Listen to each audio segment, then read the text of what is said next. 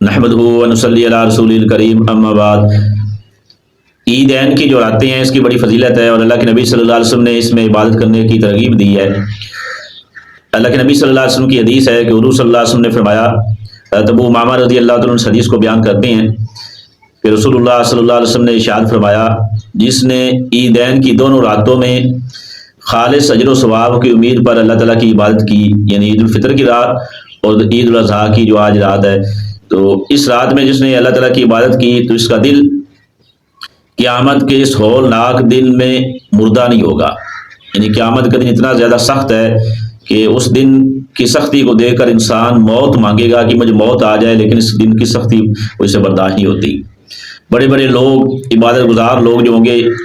وہ سارے ان کے اوپر خوف ہوگا، یہاں تک کہ انبیاء جو ہوں گے وہ بھی سارے اللہ جل شانہ کے خوف کی وجہ سے کسی کی جرت نہیں ہوگی کہ اللہ کے سامنے جا کر بات کرے۔ تو اللہ کے نبی صلی اللہ علیہ وسلم نے فرمایا کہ جو اس عیدین کی راتوں میں اللہ تعالیٰ کی رضا کی خاطر جاگے عبادت کرے تو اللہ تعالیٰ اس دن اس کے دل کو مردہ نہیں کرے گا، بلکہ اس کا دل جو ہوگا وہ اس کے دل کے اندر کوئی خوف نہیں ہوگا، اللہ تعالیٰ اس کے دل کی خوف سے اللہ جل شانہ اس کو امن عطا فرمائے گا۔ اور دوسرا مطلب اس کا یہ بھی ہے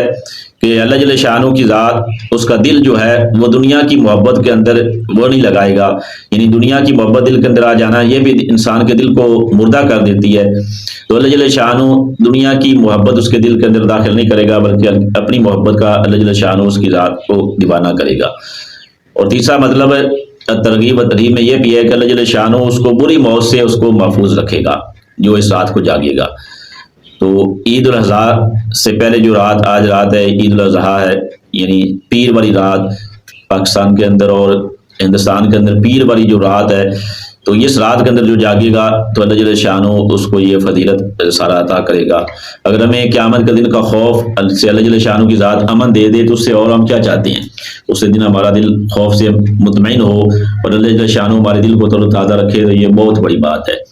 تو اللہ کی ذات سے دعا ہے کہ اللہ تعالیٰ ہمیں ان راتوں کی قدر کرنے کی توفیق دے۔ اس رات کے اندر ساری رات نہ جاگ سکے تو کچھ نہ کچھ حصہ ہمیں اس رات کی عبادت کے اندر گزارنا چاہیے تاکہ یہ رات ہماری غفلت کے اندر نہ گزرے۔ اللہ جل شانہ ہمیں اس پر عمل کرنے کی توفیق دے۔ وآخر دعوانا الحمدللہ رب العالمین۔